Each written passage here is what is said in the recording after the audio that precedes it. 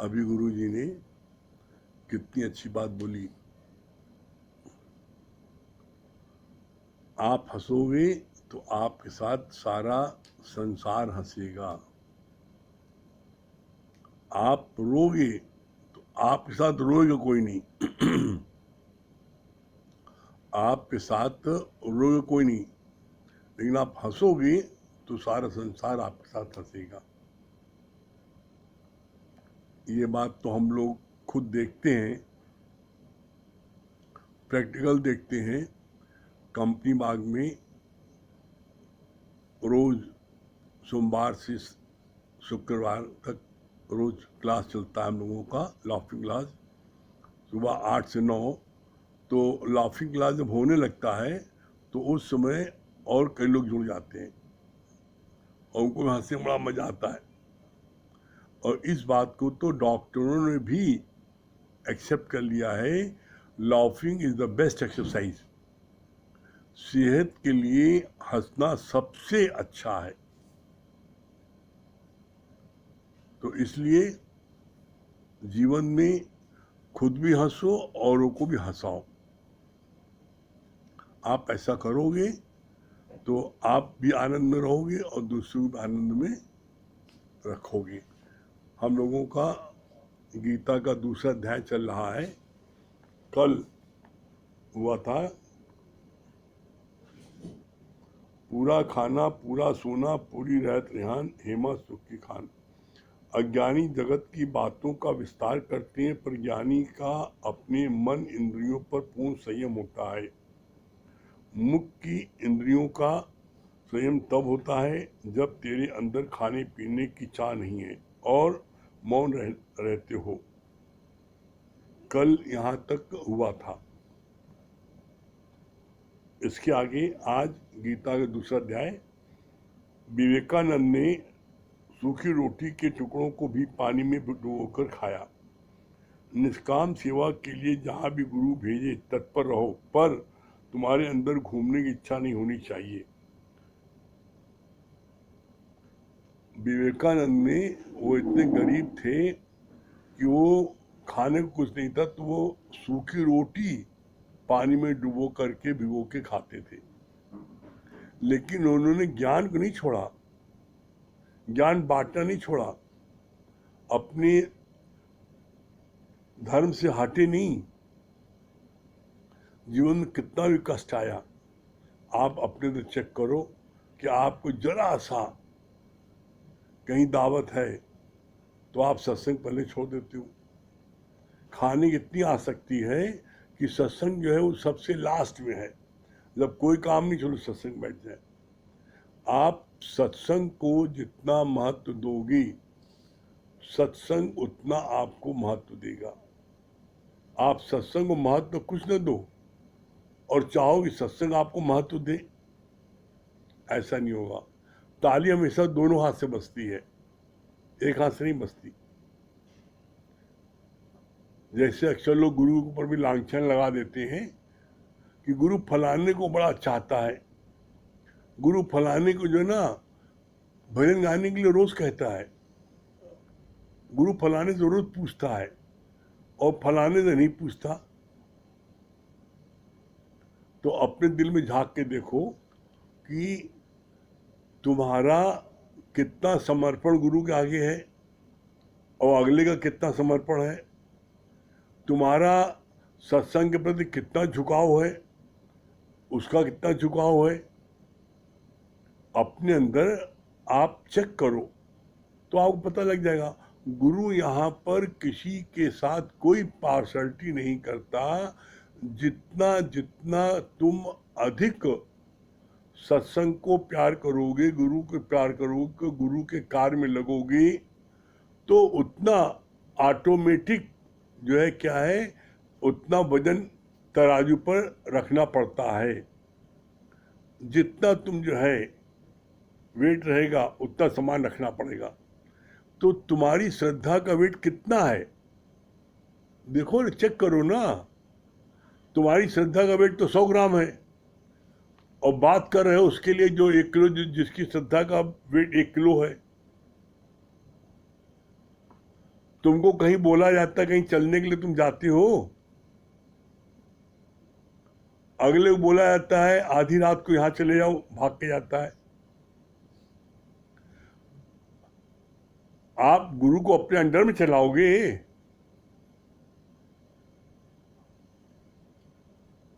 ये जो है बड़ी जल्दी गलत फहमी हो जाती है। जब व्यक्ति कुछ समय ज़्यादा साथ कर लेता है तो गलत फहमी हो जाती है। और पहले सत्संग में जब आते हैं तो उस समय गुरु तो आप मेरे भगवान हो, आप ही मेरे माई बाप हो, आप ही मेरे लिए सब कुछ किया, सारी बातें बोलेंगे। क्यों? उस समय अतिशय प्रेम था।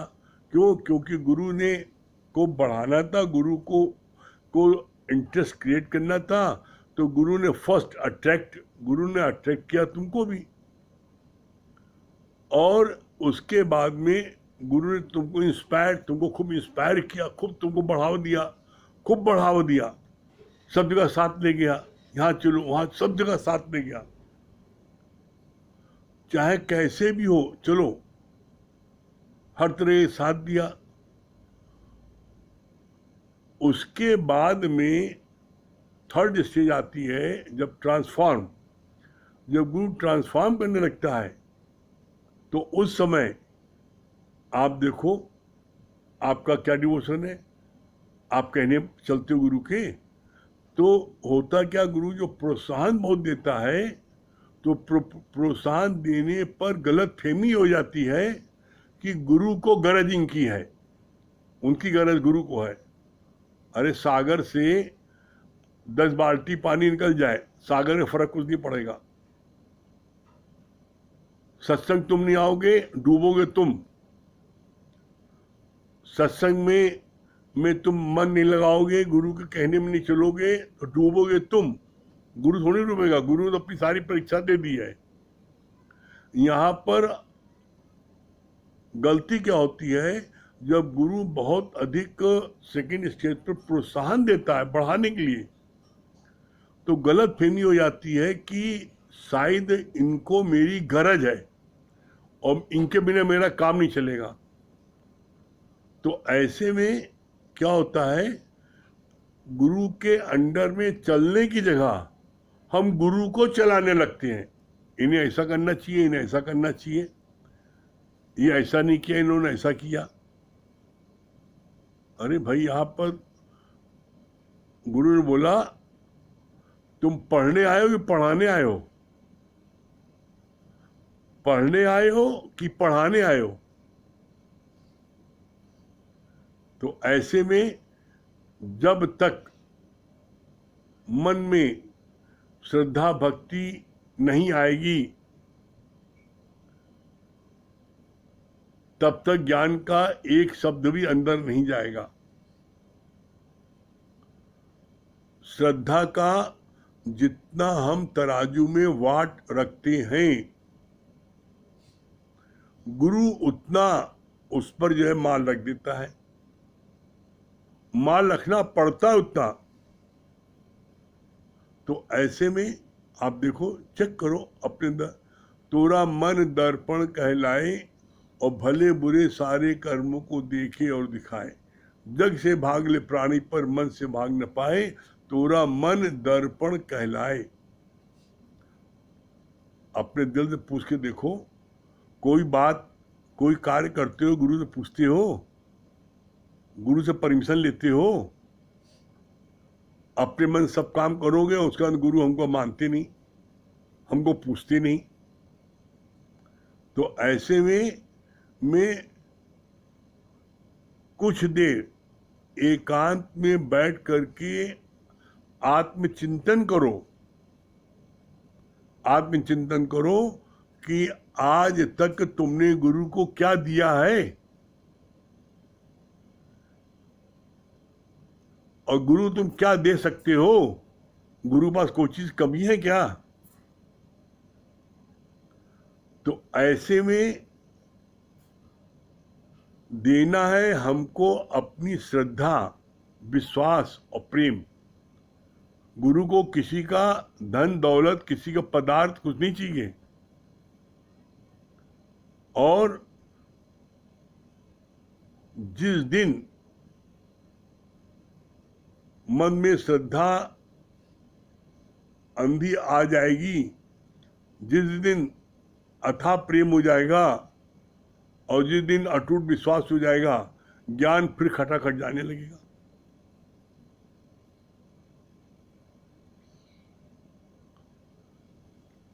अपने मन में झांको और विचार करो कि आप क्या कर रहे हो और इससे आपको क्या मिलेगा। बस सबसे मुख्य बात क्या है कि आप कुछ भी करो, कितना परपंच करो, कितना बुराई भलाई करो, कितना कुछ भी कहो, सुनो, उससे कुछ मिलेगा? कुछ मिलेगा? ये आज तो कुछ मिला है, आज तो कुछ मिला है सिवाय अपने दिमाग को गर्म करने के, सिवाय और लोगों की निगाह में गिरने से। तो ऐसे में अपनी उन्नति करो और अपनी उन्नति के लिए ये जरूरी है कि जो है श्रद्धा अंदर में उत्पन्न करो, प्रेम और विश्वास। जब ये आप करोगे तो निश्चित आपको आनंद की प्राप्त होगी। फिर आगे बोला, निष्काम सेवा के लिए जहां भी गुरु भेजे तत्पर रहो, पर तुम्हारे अंदर घूमने की इच्छा नहीं होनी चाहिए। अब जहां गुरु भेजे जाते हो, गुरु से पूछते हो कहाँ जाए, अपने मन से छुड़वागु घोड़े की तरह जहां मन चले गए। फिर आगे बोला, अपने अंदर सूक्ष्म दृष्टि से जांच कर देखो कि कितनी इच्छा अभी पड़ी है। ये सबसे इंपॉर्टेंट पॉइंट है। अपने अंदर सूक्ष्म दृष्टि से जांच कर देखो कि कितनी इच्छा भरी पड़ी है, कितनी इच्छा भरी पड़ी है, अनंत इच्छाएं हैं। और यहां तो गुरु ने बोला अनंत छोड़ दो, एक भी इच्छा रहेगी तो इच्छा घुमाती है गली गली, वो तुम्हें गली गली घुमाएगी, भीख मंगाएगी। और इच्छा से है मौत भली। और अपने मन में ये विचार करो कि तुम इच्छा रख करके तुम्हारे को कुछ भी मिल जाए तो क्या उसमें परमानेंट हैप्पीनेस है? नहीं है। तो ऐसे में जब आप आत्मचिंतन करोगे, हमारी मंजिल किधर है, हम किधर जा रहे हैं, किस ओर तेरी मंजिल किस ओर जा रहा है। तुम्हारी मंजिल है भगवान को प्राप्त करने के लिए, अपने अंदर भगवान प्रकट करने के लिए, और तुम किधर जा रहे हो? गंदगी। अरे भाई, कितनी देखो भगवान ने कितनी अच्छी बात बोली, बहुत ये बात ठीक करी। घर की जितनी मोहरियां हैं आप घर में देख लो, छत से लेके, कमरे से लेके, ड्राइंग रूम से लेके, जितनी मोहरी है वो सारी मोहरी बाहर घर के जाती है। उसका गंदा पानी बाहर घर के बाहर निकलता है। मोहरी बनी क्यों है? गंदा दूषित पानी घर के बाहर निकल जाए। और तुम्हारे अंदर जितनी बनी है मोहरियां और इंद्र, वो सब तुम अंदर ला रहे हो। तुम आंखों से कचरा अंदर ला रहे हो, कानों से गंदी बातें अंदर ला रहे हो। अरे, घर का अगर मोहरी के अंदर बाहर का पानी आने लगे तो क्या हालत हो जाती है? त्राही माम मच जाता तुरंत। अरे, बड़ा गंदा पानी आ रहा है, बदबू आ रही है, मैला पानी आ रहा है, और तुरंत तुम जमादार बुलाते हो कि भाई यार देखो, ये घर के अंदर बाहर पानी आ रहा है मोहरी में।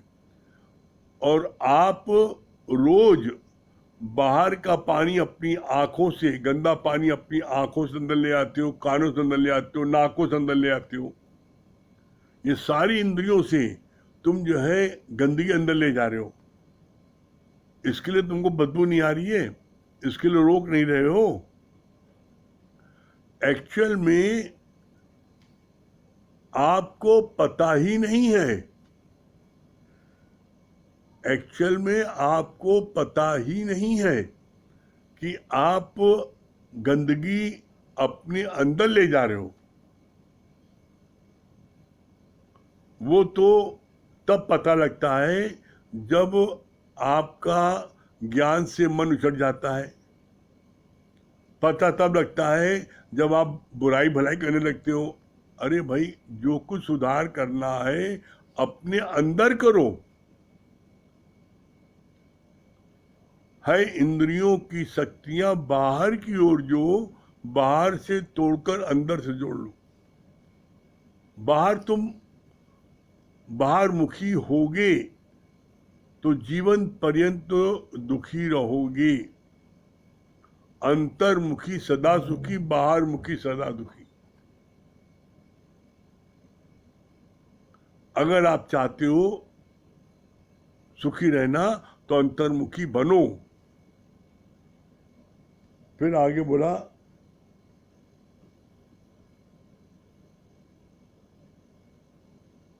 क्रोध से इतनी अशांत होती है कि जैसे लगता है अंदर कोहरा धुआं छाया पड़ा है।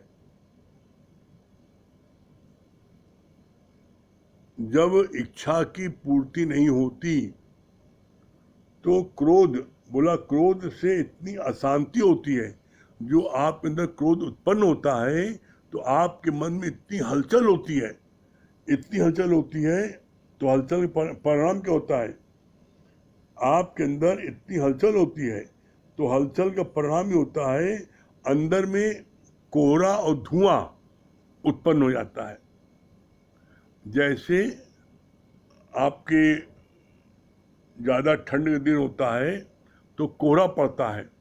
जब कोहरा पड़ता है तो आप गाड़ी ड्राइव करते हो तो आप गाड़ी ड्राइव नहीं कर सकते। कोहरा इतना इतना कोहरा सड़क पर रहता है कि आगे कुछ दिखाई नहीं पड़ता।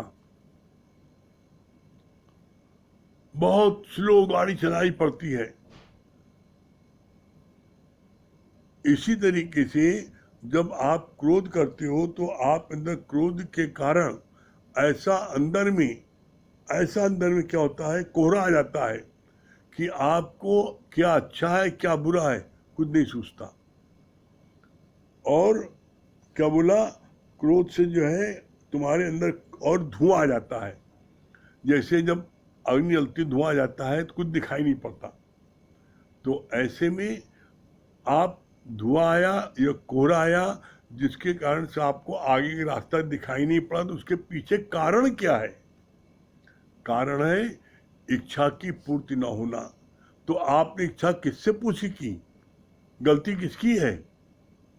आपने इच्छा की और पूरी नहीं हुई तो क्रोध आ गया। क्रोध आ गया तो उसमें जो है ये सारी बातें आ गई, धुआं भी आया, कोहरा भी आया, और आप जो है जो भी कार्य करोगे उसमें आपसे गलत होगा, अच्छा नहीं होगा। गुरु यहाँ पर आपको समझ देगा और आपको समझ देगा, और आप समझ जो है अगर आप समझ जाओगे गुरु की सारा तो फिर आपको नहीं होगा, और अगर नहीं समझोगे सारा तो फिर दुख आपको ही होगा। ठीक है, आगे।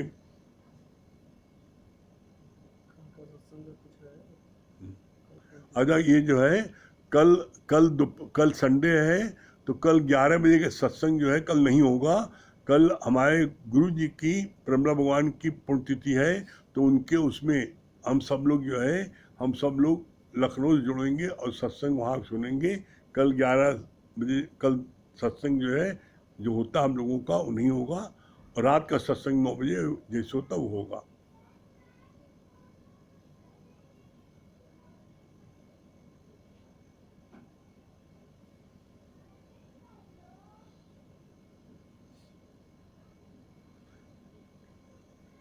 तुम ले लेना, पहला तो मैंने सुना ना, वो ले लो, वाणी समाप्त हो।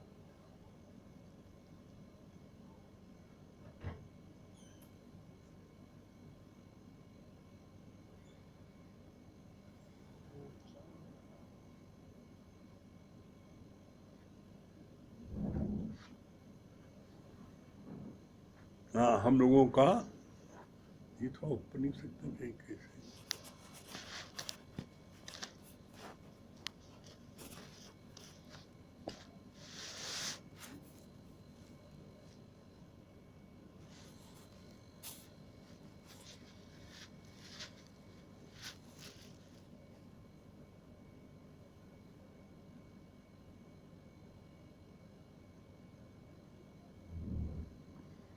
हाँ, कल हम लोगों का आज जो है गीता का दूसरा अध्याय चल रहा है।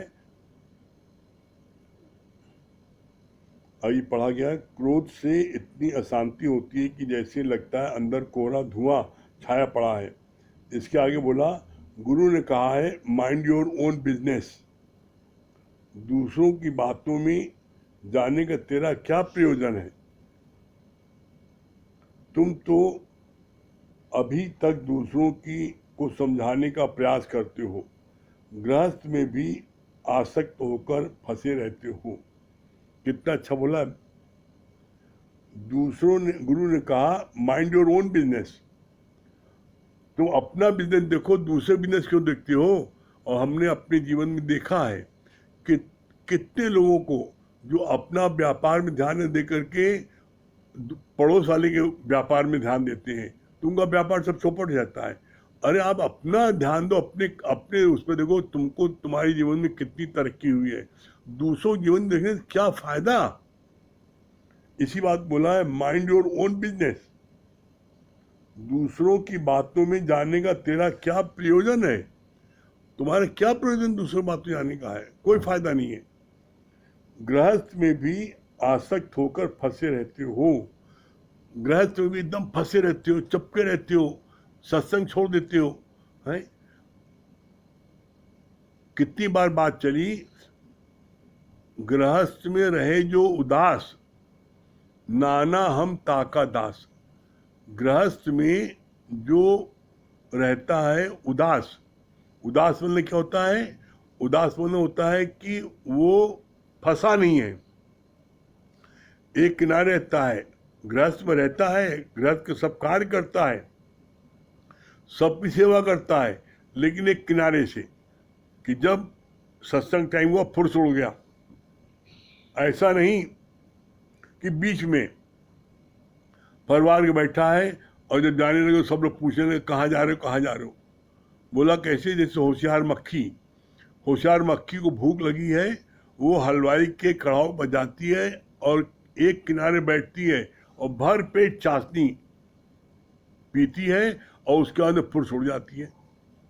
और एक मूर्ख है, वो चाशनी कढ़ाव के बीचों बीच मिला के बैठ जाती है। अब चाशनी जो है वो भरपेट पी तो ले लेती है, लेकिन जब उड़ना चाहती है तो चाशनी में उसके पैर जो है चपक गए, अब उसके पंख चपक गए तो अब उड़ नहीं पाती।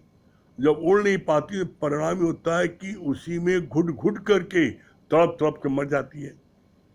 इसी तरीके से उनका हाल होता है जो गृहस्थ में बड़े आसक्त होते हैं। तो किसी के एक्सीडेंट होने पर, किसी के बीमार पड़ने पर, किसी के ऑपरेशन होने पर वो रो रो करके परेशान हो जाते हैं, हाय रे। और हमने देखा ज्ञान का प्रभाव क्या होता है। आज ही ये बात देखने को मिली कि हमारे एक सत्संग प्रेमी जो रोज सत्संग में रात में सुनते हैं, उन्हीं के आज इकलौते बेटे का, उसका आज ऑपरेशन हुआ।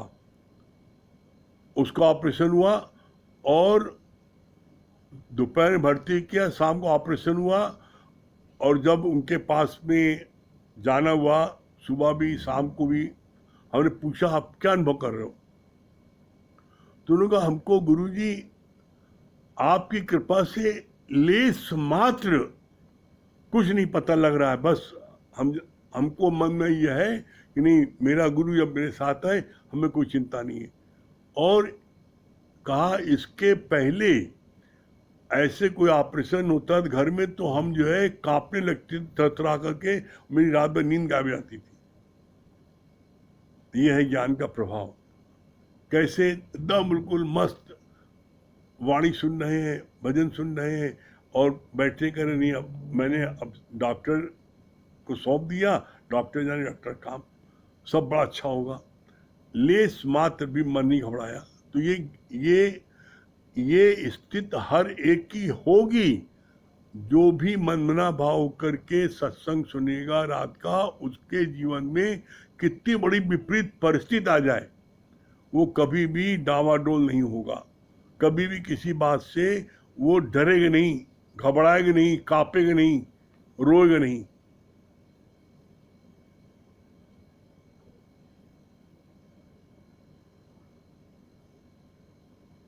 तुम तो अभी भी दूसरों को समझाने का प्रयास करते हो, गृहस्थ में आसक्त होकर फंसे रहते हो।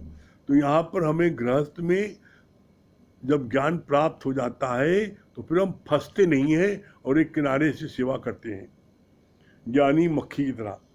फिर आगे बोला, ज्ञानी जगत में रहते हुए भी कहीं फंसता नहीं है। देखिए आ गया,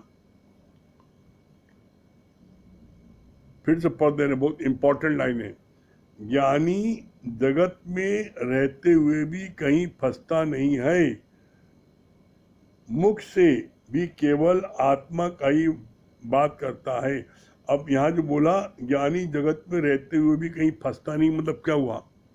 ज्ञानी भी दुकान में बैठता है, घर में सब परिवार सबको देखता भी है, अच्छे से है, सारा कार्य भी करता है, बहुत अच्छे से दुकान में भी देखता है, और बहुत अच्छे से सत्संग भी देखता है। सब कुछ करते हुए भी सबसे न्यारा निर्लेप रहता है, सबसे टॉप प्रायोरिटी सत्संग को। कहीं भी है, चाहे दुकान जाना है, चाहे कहीं जाना है, नहीं सत्संग है, कहीं नहीं जा सकते। वो ऐसा अपने को छुड़ा के बैठता है कि जब जहां जाना चाहे जा सके।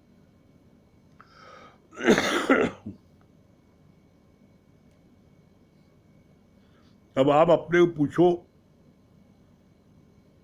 कि आप को जब गुरु कहीं भेजे आप जा सकती हो?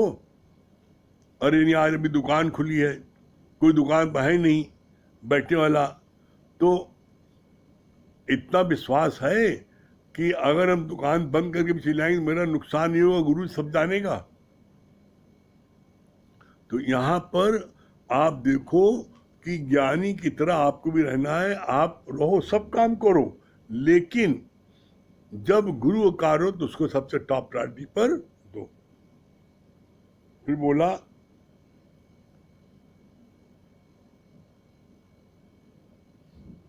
ज्ञानी जगत में रहते हुए भी कहीं फंसता नहीं है, मुख से भी केवल आत्मा की बात करता है।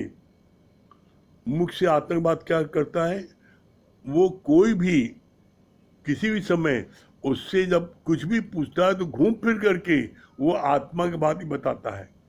उससे कोई माया की बात आप करोगे तो माया की बात करोगे तब भी वहां से आपका चैनल चेंज कर देगा और जो है गुरु बात बताएगा। तो ऐसे में आप देखो, अपने को चेक करो कि आप किसी चैनल चेंज कर पाते हो, और अगर आपका उसको पसंद नहीं है तो वो जाए, हम क्यों जाएं? किसी जगह से आप वहां से उठ के भागते, क्यों भागो? आप चैनल चेंज करो, और चैनल में उसको पसंद तो सुनेगा, नहीं पसंद तो चला जाएगा। आप क्यों छोड़ के भागते हो डरपोक की तरह? लिहाज, संकोच, बुरा न मान जाए, सबसे बड़ी बीमारी लोगों में है बुरा न मान जाए लोग। और ऐसा डरपोक आदमी जो है ना, कुछ कर नहीं सकता। बोला, पूछे तो दे, रेडियो को तुम ऑन करते हो तभी आवाज सुनाई देती है। ये इस संदर्भ में गुरु ने बोला इसके लिए कि बहुत से जो बूढ़े लोग होते हैं उनको दिन भर बक बक बक बक करने की आदत होती है।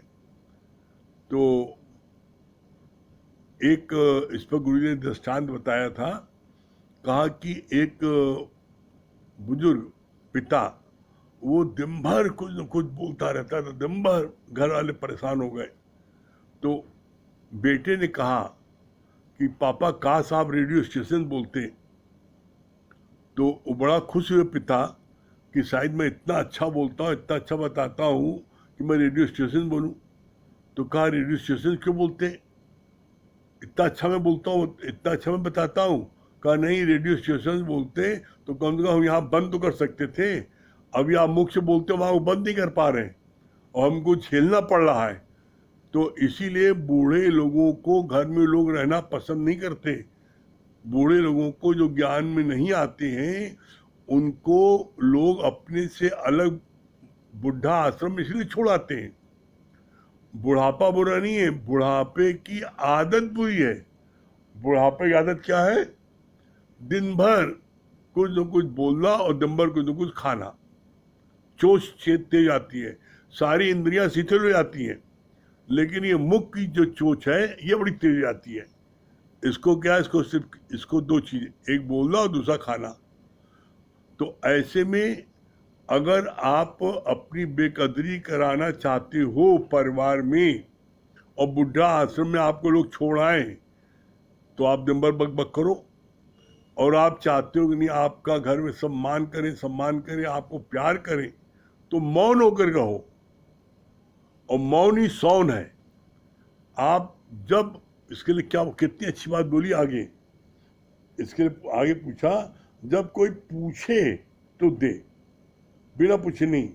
जब कोई पूछे तो दे, जब तुमसे कोई पूछता है तो दो, उसको बताओ। अब नहीं तो ज्ञान की बात बताने की आवश्यकता नहीं है। ये ज्ञान इतना कीमती है, हीरे मोतियों की तरह है। इसको जब कहीं खरीदते हो तो कैसे छुपा के लाते हो ना, चुपचाप, कि सबको दिखाते हुए लाते हो। तो इसी तरीके से ज्ञान सबको, जो जो काबिल नहीं उसको बांटने की आवश्यकता नहीं है। पूछे तो दे, जिसके अंदर इंटरेस्ट है उसको ये ज्ञान बताओ। हाँ, बोला पूछे तो दे, रेडियो को तुम ऑन करते हो तभी तो आवाज सुनाई देती है। फिर बोला ज्ञानी को कुछ चाहिए नहीं तो असंग होकर रहता है, कहीं भी इंटरफेयर नहीं करता, जगत में बैठा है पर त्याग भावना से, सब परमात्मा का समझकर मैनेजर की तरह कार्य करता है। कितनी अच्छी बात बोली।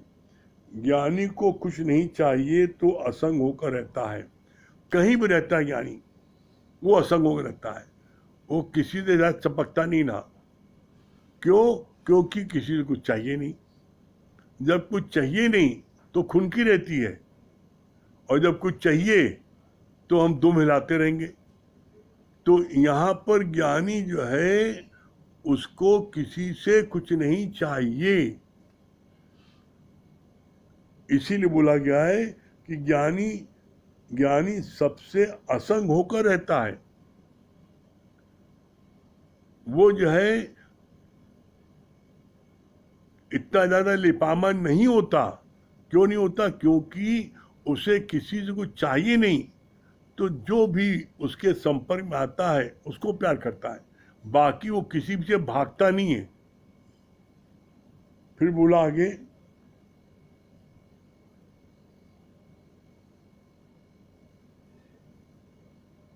कहीं भी इंटरफेयर नहीं करता, जगत में बैठा है पर त्याग भावना से, सब परमात्मा के समझकर मैनेजर की तरह कार्य करता है। वो मैनेजर की तरह कार्य करता है, किसी के कार्य में इंटरफेयर नहीं करता। जो उसके जिम्मे कार्य है वो करता है और किसी के में मामले में इंटरफेयर नहीं करता। और जो भी कार्य करता है वो परमात्मा का जान करके, मैं मैनेजर हूं, मैं ट्रस्टी हूं, मेरे जिम्मे ये कार्य है इसलिए मैं कर रहा हूं, बस। इसलिए वो किसी चीज में आसक्ति भी नहीं हो पाता। फिर आगे बोला, सब परमात्मा समझकर मैनेजर की तरह कार्य करता है।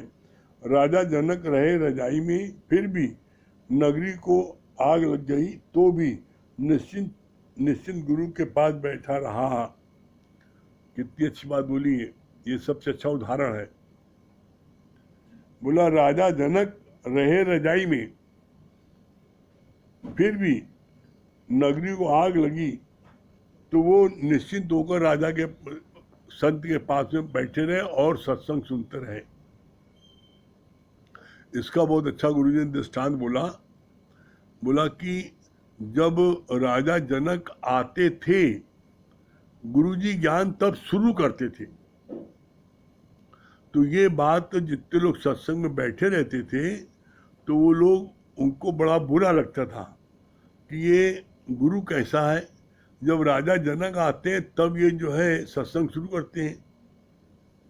हम लोग फालतू क्या इतने देर पहले से आके बैठे हैं और सत्संग नहीं शुरू कर रहे हैं। तो ये बात गुरु तक पहुंची उड़ते उड़ते।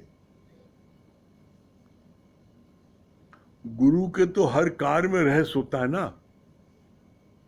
जब गुरु जी के कान तक ये बात पहुंची तो गुरु जी ने सारे प्रेमियों के संशय भ्रम को दूर करने की सोची। संत बड़े परमार्थी, जाको शीतल अंग, और तपत बुझाए औरों की दे दे अपना रंग। संतों को अनायास करना होती नहीं, ये किसी बात से दुखी न हो, इसको बता दें किस कारण से हम कथा सत्संग देर में शुरू करते हैं, या राजा जनक आते हैं हम उस समय क्यों शुरू करते हैं।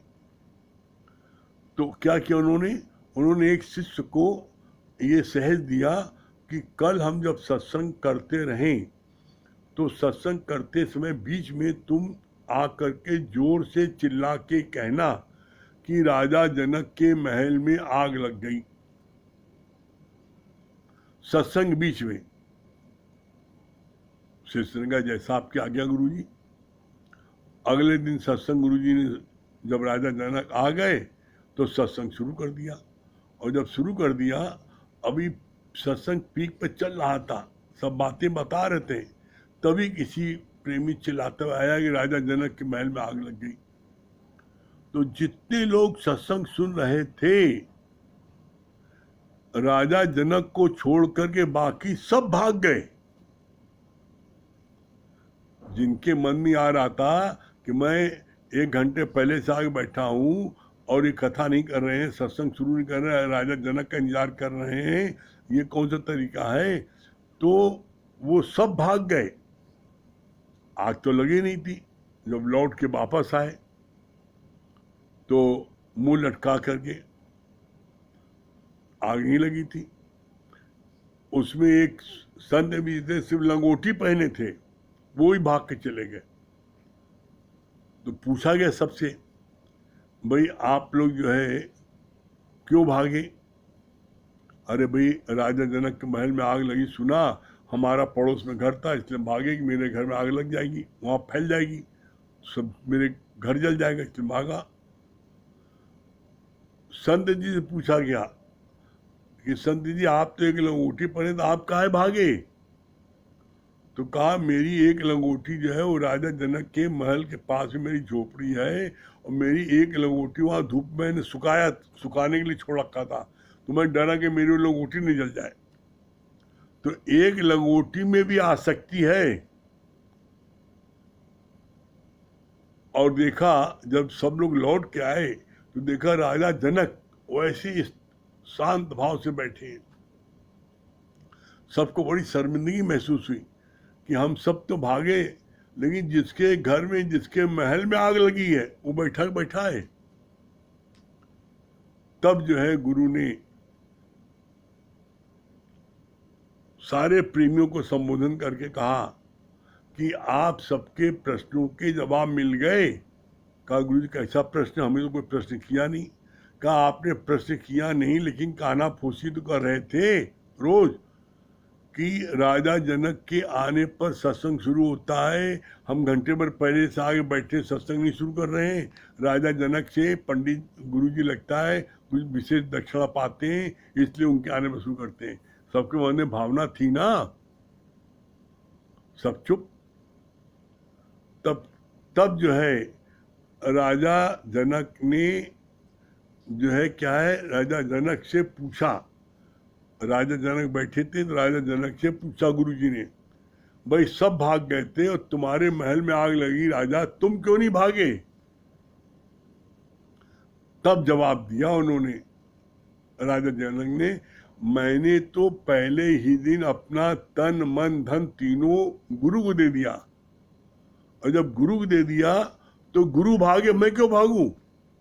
जिसकी जले वो भागे, मैंने तो अपना तन मन धन गुरु को दे दिया, और जब तन मन धन दे दिया तो महल किसका हुआ? सारे प्रेमियों को मुंह लटक गया। राजा जनक बैठे थे तो बोला, इसीलिए कहा जाता है कि संत के हर कार्य में मर्म होता है। लंगोटी जली, एक लंगोटी के लिए भाग गए, जिनके महल के बाहर मकान थे वो सब भाग गए, और बड़ा डिवोशन है सत्संग में, हमको गुरु पूछते नहीं है, रह भाग जाते हो, किसको पूछेगा गुरु?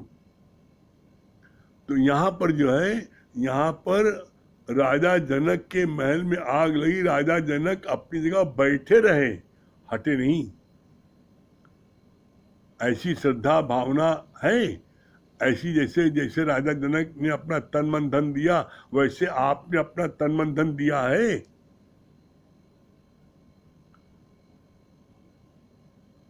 ऐसा आप देख लो, अगर जो है आपके अंदर में ये चेक करो कि आप ऐसा कर पाते हो, आप ऐसा कर पाओगे, आपके अंदर भी वो श्रद्धा भक्ति रहेगी, तन मन धन आप गुरु को दे दोगे जैसे राजा ने दिया है, तो आप भी मुक्त हो जाओगे। ठीक है।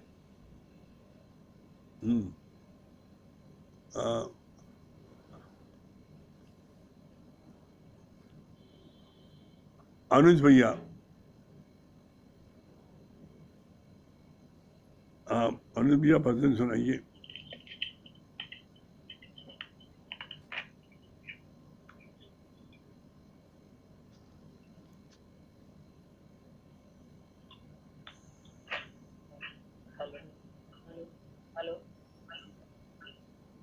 आवाज आ रही है आपकी?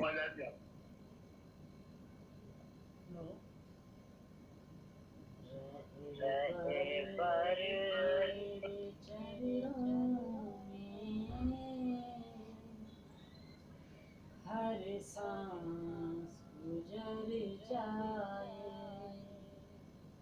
रहे बर तेरे चरणों में।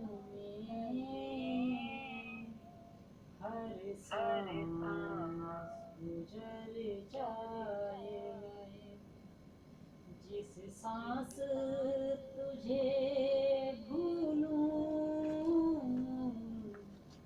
जिस सांस तुझे भूलूं, वो सांस ठहर जाए, रहे बर तेरे चरणों में। हर सांस गुजर जाए, रहे बर तेरे चरणों में। हर सांस गुजर जाए, सब छोड़ के मोह माया, एक तुम संग प्यार रहे। सब छोड़ के मोह माया, एक तुम संग प्यार रहे। दुनिया का भरोसा क्या, तेरा एतबार रहे, तेरा एतबार रहे। एक तू ही तो है अपना, मन से ना बिसर जाए। एक तू ही तो है अपना, मन से ना बिसर जाए। जिस सांस तुझे भूलूं, वो सांस ठहर जाए, रहे बर तेरे चरणों में। हर सांस गुजर जाए, रहबर तेरे चरणों में हर सांस गुजर जाए। दुनिया में जिसे अपना समझा वो न बन पाया। दुनिया में जिसे अपना समझा वो न बन पाया। जब दिल ने तमन्ना की मुर्शिद ने ही समझाया। मुर्शिद ने ही समझाया। दुनिया एक सपना है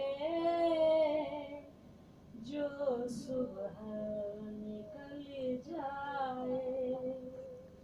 दुनिया एक सपना है जो सुबह निकल जाए। जिस सांस तुझे भूलूं वो सांस ठहर जाए। रहबर तेरे चरणों में हर सांस गुजर जाए। रहबर तेरे चरणों में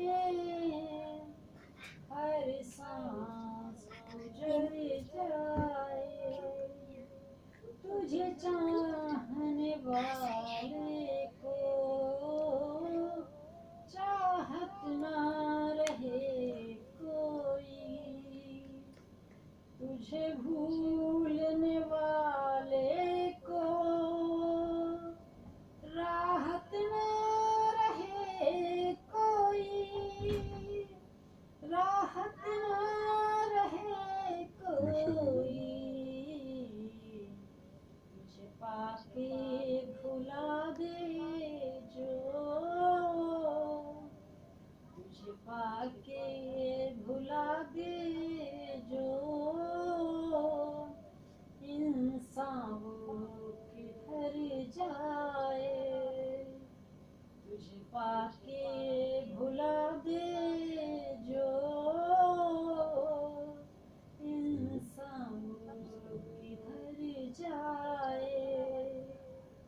जिस सांस तुझे भूलूं वो सांस ठहर जाए। रहबर तेरे चरणों में हर सांस गुजर जाए। रहबर तेरे चरणों में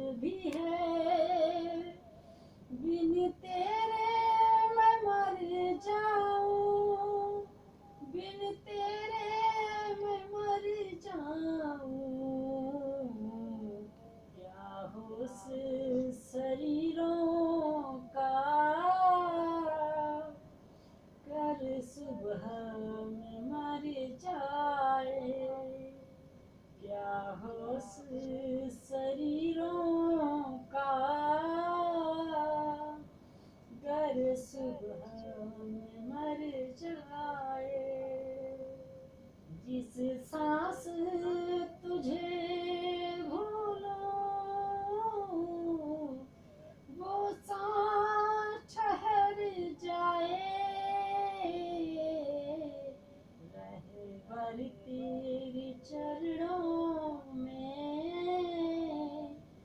हर सांस गुजर जाए, रहबर तेरे चरणों में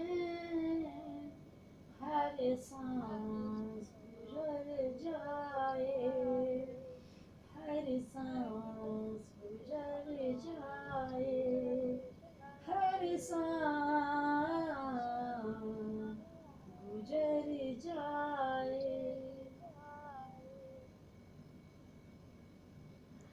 हाँ, वंदना जी कलाई देवी।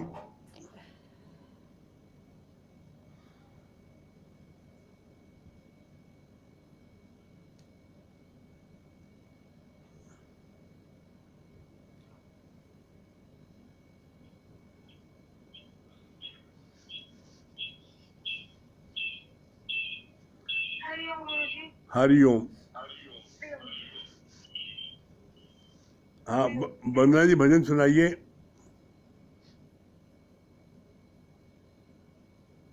हाँ, आज हमने ये बनाया है दिन में। अच्छा अच्छा अच्छा, सुनाइए सुनाइए। बोला जी जी। हाँ सुनाइए। जीवन में तुम आनंद को चाहोगे, मेरी रहबर सत्संग का दामन थाम लो। जीवन में तुम आनंद को चाहोगे, मेरी रहबर सत्संग का दामन थाम लो।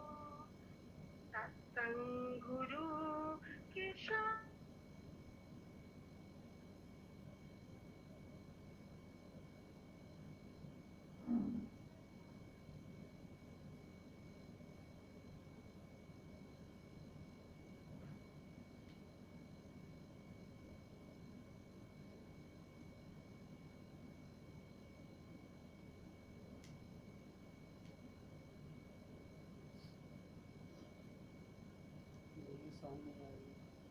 हेलो, आपकी साउंड नहीं आ रही है वंदना जी। पिक्चर भी दिखाया हो गई। अभी अब आज क्लियर है ना? हाँ हाँ हाँ, सुनाइए सुनाइए। आ रही, सुनाइए। जी। हाँ सुनाइए। जीवन में तुम आनंद को चाहोगे, मेरी रहबर सत्संग का दामन थाम लो। जीवन में तुम आनंद को चाहोगे, मेरी रहबर सत्संग का दामन थाम लो। सत्संग गुरु की शान है हमारे।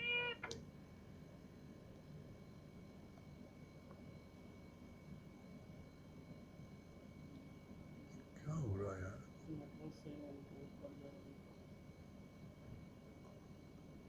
फिर आपकी आवाज बंद हो गई।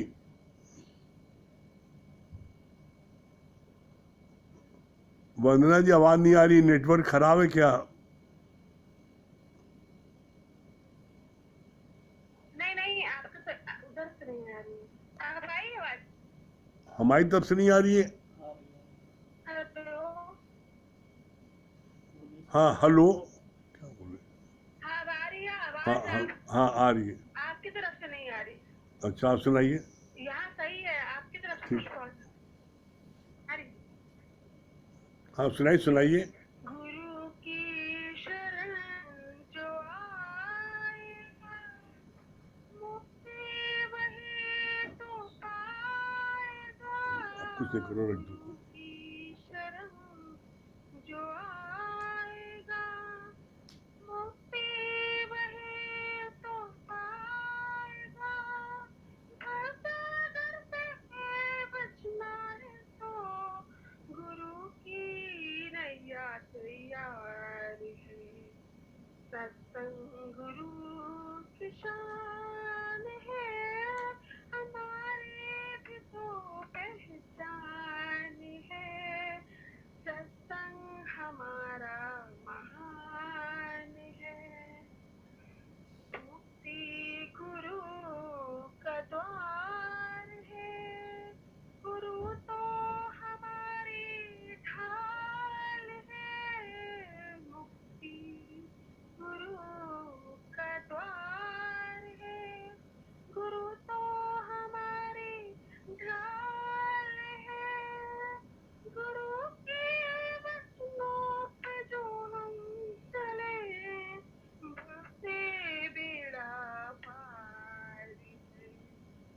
सत्संग गुरु की शान है, हमारे भी तो पहचान है। सत्संग हमारा महान है। जीवन में तुम आनंद को चाहो, मेरी रहमत सत्संग का दामन थाम लो। कर्मों खलेखा यहीं बने, सत्संग हमें तो गुरु से मिले। कर्मों का लेखा यहीं बने, सत्संग हमें तो गुरु से मिले।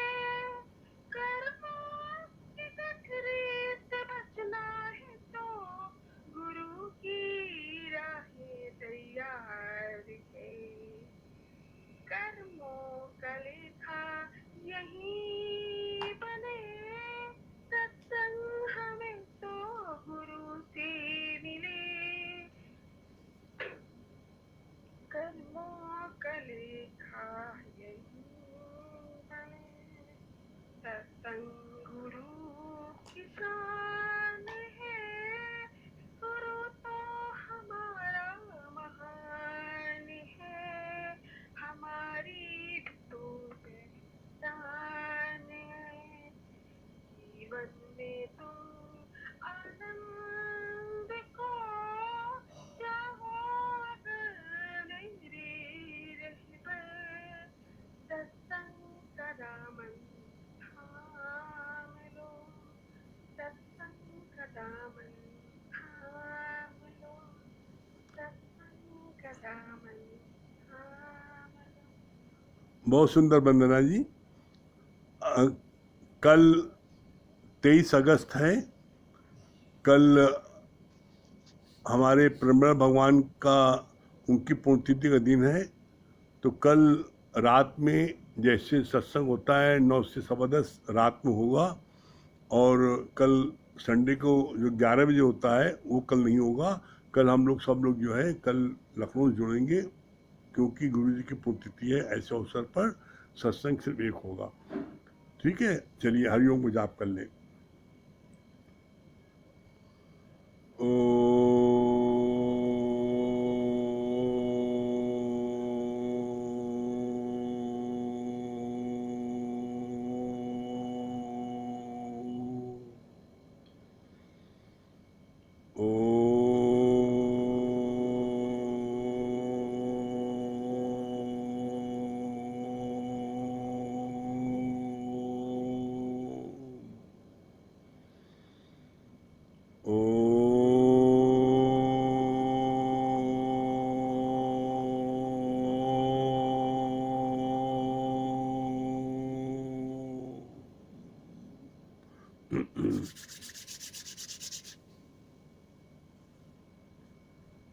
सभी प्रेमियों को हरिओम।